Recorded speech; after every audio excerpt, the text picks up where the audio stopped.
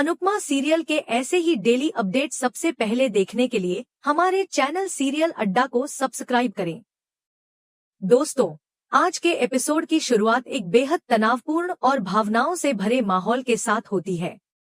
घर में मौजूद हर शख्स के चेहरे पर चिंता और गुस्सा साफ झलक रहा है। सबसे पहले जसप्रीत तल्ख लहजे में कहती है कि आखिरकार पॉलिटिशियन ने अपना असली रंग दिखा ही दिया और अब किसी को भी शक करने की जरूरत नहीं बची। उसकी बात सुनकर माहौल और भी गंभीर हो जाता है। तभी राही अनुपमा की तरफ देखकर कहती है कि उसने मम्मी को कई बार पहले ही चेतावनी दी थी, लेकिन अनुपमा ने उसकी किसी भी बात को गंभीरता से नहीं लिया। राही दुख और नाराजगी के साथ कहती है कि अगर उस समय उसकी बात मान ली जाती तो शायद आज यह दिन देखने की नौबत ही नहीं आती। राही आगे याद दिलाती है कि रजनी सिग्नेचर लेने के लिए कितनी बेचैन दिखाई दे रही थी। वह बताती है कि अपने बेटे की शादी जैसे पवित्र मौके पर भी रजनी फाइलें और कागज साथ लेकर घूम रही थी, मानो उसे किसी भी हाल में साइन चाहिए थे। राही कहती है कि उसे और प्रेम को शुरू से ही रजनी की नीयत पर शक था और उन्होंने मम्मी को कई बार आगाह भी किया था। प्रेम भी सबके सामने यह बताता है कि किस तरह सही मौके का फायदा उठाकर रजनी ने चालाकी से सिग्नेचर हासिल किए। उनकी बातें सुनकर वहां मौजूद सभी लोग एक दूसरे का चेहरा देखने लगते हैं और माहौल में खामोशी छा जाती है। इसी बीच रजनी अचानक सबके सामने अनुपमा पर एक बहुत बड़ा आरोप लगा देती है। वह कहती है कि अनुपमा ने चोल गिरवाने के बदले पेंट हाउस की मांग की थी। यह सुनते ही वहां मौजूद लोग सन्न रह जाते हैं। रजनी सबूत के तौर पर अनुपमा के नए घर के कागज निकालकर दिखाती है। कागज देखकर अनुपमा हैरान रह जाती है और उसके चेहरे पर गहरा दर्द दिखाई देने लगता है। रजनी तंज कसते हुए कहती है कि अनुपमा नहीं चाहती थी कि सच्चाई सामने आए, लेकिन अब सबको सच जानना ही चाहिए।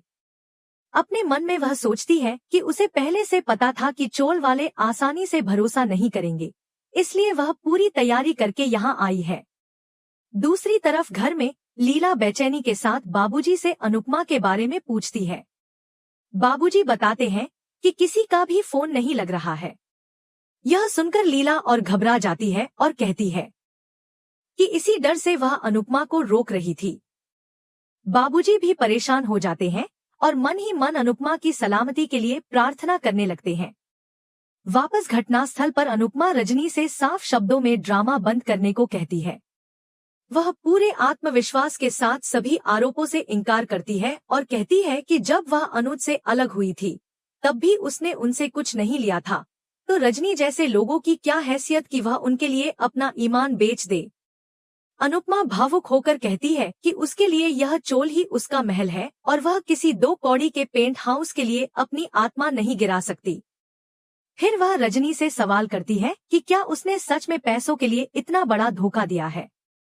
रजनी पलटकर आरोप लगाती है कि धोखा तो अनुपमा दे रही है। वह कहती है कि अनुपमा ही उसके पीछे पड़ी थी और बार बार पूछती थी कि यह चोल कब टूटेगा। वही अपने समधी को यह कॉन्ट्रैक्ट दिलवाने के लिए उसके पीछे लगी हुई थी। अनुपमा तुरंत इन बातों को झूठ करार देती है और कहती है कि रजनी की हर बात बेबुनियाद है। वह राही से अनुरोध करती है कि सबके सामने सच बताएं और फिर प्रेरणा को भी सच्चाई बोलने के लिए कहती है। प्रेरणा गुस्से और दर्द के साथ कहती है कि उसकी माँ पूरी तरह झूठी है और जब वह अपनी औलाद की सगी नहीं हो सकी तो दूसरों की क्या होगी। उसकी यह बात सुनकर माहौल और भी गर्म हो जाता है। रजनी तुरंत प्रेरणा को चुप रहने को कहती है और झूठ बोलती है कि उसकी बेटी उससे नाराज है, इसलिए उल्टा सीधा बोल रही है। वह सबको समझाने की कोशिश करती है कि बच्चे गुस्से में कुछ भी बोल देते हैं, इससे यह साबित नहीं होता कि माँ बाप बुरे होते हैं। अनुपमा फिर से चोल वालों से विनती करती है कि वह उन लोगों को धोखा नहीं दे सकती और उसने कभी कुछ गलत नहीं किया। तभी पराग गुस्से में रजनी से कहता है कि वह अनुपमा जी को अच्छे से जानता है और उसे पूरा यकीन है कि अनुपमा सच बोल रही है। लेकिन रजनी तंज कसते हुए कहती है कि जब फायदा नजर आता है तो लोग कायदे कानून भूल जाते हैं। पराग उसे समझाने की कोशिश करता है कि वह बहुत गलत कर रही है, मगर रजनी बेपरवाही से कहती है कि उसका काम पैसे लगाना है, बाकी सब वह संभाल लेगी। वह पराग को याद दिलाती है कि अगर यह प्रोजेक्ट बंद हो गया तो उसका सब कुछ बर्बाद हो जाएगा। यह सुनकर पराग घबरा जाता है और उसे ख्याति की बातें याद आने लगती हैं। इधर अनुपमा एक बार फिर चोल वालों से कहती है कि वह उस पर भरोसा करें, लेकिन भीड़ में से कुछ लोग उसे धोखेबाज कहने लगते हैं। यह सुनकर अनुपमा स्तब्ध रह जाती है और उसकी आंखों में आंसू आ जाते हैं। तभी रजनी बुलडोजर चलाने का इशारा कर देती है। मशीन आगे बढ़ने लगती है और वहां मौजूद सभी लोग डर के मारे चीखने लगते हैं। सब बुलडोजर रोकने की गुहार लगाने लगते हैं। उसी पल अनुपमा अचानक बुलडोजर के सामने जाकर जमीन पर लेट जाती है। यह देखकर राही हैरान रह जाती है और सभी लोग घबरा जाते हैं। सब अनुपमा को उठने के लिए कहते हैं। पराग भी उसे हटने के लिए समझाता है, लेकिन अनुपमा अडिग रहती है। रजनी धमकी देती है कि सरकारी काम में दखल मत दो वरना जेल हो जाएगी। अनुपमा दृढ़ स्वर में कहती है कि इस बुलडोजर को उसकी चोल तक पहुंचने के लिए उसके ऊपर से होकर गुजरना होगा, क्योंकि उसने कभी कुछ गलत नहीं किया और वह कभी गलत होने नहीं देगी। राही और प्रेम उसे हटने के लिए गिड़गिड़ाते हैं। बाकी लोग भी लगातार अनुरोध करते रहते हैं। पराग रजनी से यह सब रोकने के लिए कहता है, लेकिन रजनी साफ कह देती है कि अगर उसने यह सब रोक दिया तो पराग का पूरा खानदान सड़क पर आ जाएगा। यह सुनकर पराग चौंक जाता है।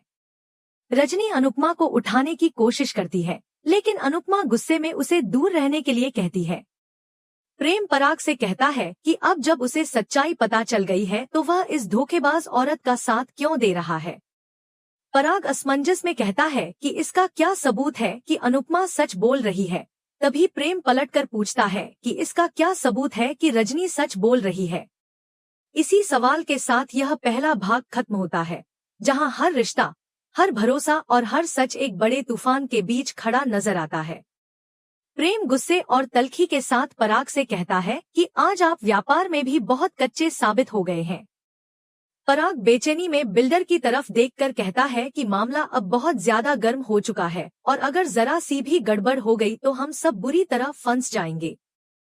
वह साफ तौर पर चाहता है कि यह सब यहीं रोक दिया जाए, लेकिन रजनी तुरंत मना कर देती है।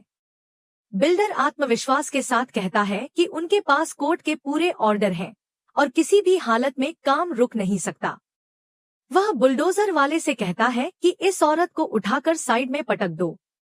उसकी यह बात सुनकर पराग का गुस्सा भड़क उठता है और वह जोर से कहता है कि यह कोई कचरे की थैली नहीं है, यह जीती जागती इंसान है और इसके साथ ऐसा व्यवहार नहीं किया जा सकता। इसी बीच चोल के सभी लोग एक साथ बुलडोजर को वापस भेजने के लिए चिल्लाने लगते हैं। चारों तरफ अफरातफरी मच जाती है और हर कोई डर के मारे चीखने लगता है। हालात बिगड़ते देख बिल्डर आखिरकार बुलडोजर को पीछे हटाने का इशारा कर देता है। मशीन रुक जाती है और सभी लोग राहत की सांस लेते हैं।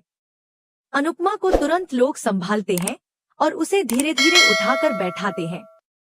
बिल्डर नाराज होकर सबको चेतावनी देता है कि उन्होंने सरकारी काम में बाधा डाली है और इसका अंजाम बहुत बुरा होगा।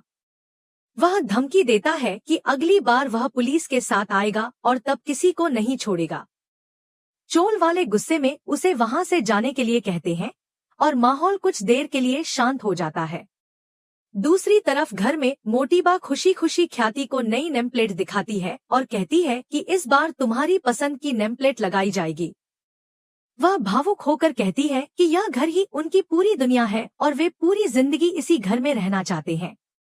ख्याति का मन अचानक घबरा जाता है। उसे पराग के प्रोजेक्ट की चिंता सताने लगती है और वह मन ही मन प्रार्थना करती है कि सब कुछ बिना किसी मुसीबत के ठीक तरह से पूरा हो जाए। इधर वापस घटनास्थल पर रजनी चोल वालों के सामने ऐलान करती है कि एनओसी पर अनुपमा के साइन हो चुके हैं और अब वे लोग कुछ भी नहीं कर पाएंगे। उसके चेहरे पर जीत की मुस्कान होती है। वह धीरे से अनुपमा के पास आकर कहती है कि मेरी तरफ आ जाओ, फायदे में रहोगी और जब दिमाग ठंडा हो जाए तो मेरे घर जरूर आ जाना। यह सुनकर अनुपमा कुछ नहीं बोलती, लेकिन उसकी आंखों में आंसू और दिल में गहरा दर्द साफ झलकता है। इसके बाद पराग गुस्से में रजनी पर बरस पड़ता है और कहता है कि उसने पहले ही कहा था कि वह चोल वालों की बद्दुआ नहीं लेना चाहता, फिर भी रजनी ने उसे धोखा क्यों दिया। रजनी बेपरवाही से कहती है कि तुमने भी मुझे पहले धोखा दिया था उसका क्या हुआ? पराग कहता है कि वह आज की बात कर रहा है और जब रजनी को पता था कि अनुपमा उसकी समधन है तो उसने सच क्यों छुपाया। रजनी कहती है कि अगर वह सच बता देती तो पराग भी पीछे हट जाता और उसका सारा प्लान फेल हो जाता। दोनों के बीच तीखी बहस शुरू हो जाती है। पराग दुख और गुस्से के साथ कहता है कि अब सब लोग उसे गलत समझ रहे हैं और यही सोच रहे हैं कि उसने रजनी के साथ मिलकर सबको धोखा दिया है। वह कहता है कि रजनी ने उसे और अनुपमा को सबके सामने विलेन बना दिया है। पराग का चेहरा गुस्से से लाल हो जाता है और वह खुद को बेहद असहाय महसूस करने लगता है। दूसरी तरफ सरिता अनुपमा से नाराज होकर कहती है कि वह अपना घर बेचना चाहती थी, लेकिन अनुपमा ने तो अपना ईमान ही बेच दिया। चोल के बाकी लोग भी दुख और गुस्से में कहते हैं कि जिस चोल ने अनुपमा को सिर पर छत दी, उसी को उसने बेच दिया। वे उसे धोखेबाज कहने लगते हैं और अनुपमा का दिल टूट जाता है। तभी जसप्रीत सबके सामने कहती है कि उस रजनी देसाई पर भरोसा क्यों कर रहे हो, वह तो खुद एक बड़ी धोखेबाज है, इसीलिए उसकी अपनी बेटी भी उससे दूर रह रही है। प्रेम, परी और ईशानी अनुपमा की अच्छाइयों के बारे में सबको बताते हैं और कहते हैं कि अनुपमा ऐसा कभी नहीं कर सकती। राही भी कहती है कि मम्मी की बस यही गलती रही कि उन्होंने रजनी पर भरोसा कर लिया। प्रेरणा भावुक होकर कहती है कि वह रजनी देसाई को बचपन से जानती है और इसलिए उसे अनुपमा पर पूरा भरोसा है कि वह निर्दोष है। इन बातों से कुछ लोगों का दिल थोड़ा नरम पड़ता है, लेकिन ज्यादातर लोग अब भी असमंजस में होते हैं। दूसरी ओर रजनी पराग से कहती है कि वह उसे ज्ञान क्यों दे रहा है और क्या उसके सारे बिजनेस सच्चाई पर खड़े हैं। पराग गुस्से में जवाब देता है कि वह बिजनेसमैन है, कमीना नहीं है, और उसने कोठारी एम्पायर अपनी मेहनत से खड़ा किया है, किसी को धोखा देकर नहीं। रजनी ठंडे स्वर में कहती है कि वह अपने बिजनेस के बारे में सोचे, वरना उसका परिवार सड़क पर आ जाएगा। यह सुनकर पराग के चेहरे पर डर साफ नजर आने लगता है। इधर अनुपमा सबके सामने हाथ जोड़कर माफी मांगती है और कहती है कि उसने बिना पढ़े साइन कर दिए, यही उसकी सबसे बड़ी गलती है। वह कहती है कि वह सबकी हालत समझ सकती है और रजनी ने जो दूसरे पेपर्स बनवाए थे वे बहुत जटिल थे, इसलिए वह कुछ समझ ही नहीं पाई। अनुपमा रोते हुए कहती है कि उसने किसी को धोखा नहीं दिया और रजनी ने उसके कंधे पर रखकर चोल वालों पर बंदूक चलाई है। उसने उसके भरोसे और भारती के नाम का गलत फायदा उठाया है। यह सुनकर सभी लोग और भी परेशान हो जाते हैं और माहौल भारी हो जाता है। इसी दर्द, भ्रम और टूटते रिश्तों के बीच एपिसोड खत्म हो जाता है। आने वाले एपिसोड की झलक में दिखाया जाता है कि अनुपमा सीधे रजनी के घर पहुंचती है और उससे कहती है कि तुम यह खेल नहीं जीती हो, यह खेल तो अब शुरू हुआ है। यह सुनकर रजनी हैरान रह जाती है और उसके चेहरे की रंगत उड़ जाती है। इसी चुनौती के साथ कहानी एक नए मोड़ पर आकर रुक जाती है, जहां आगे होने वाले संघर्ष और सच्चाई की लड़ाई की शुरुआत साफ नजर आने लगती है।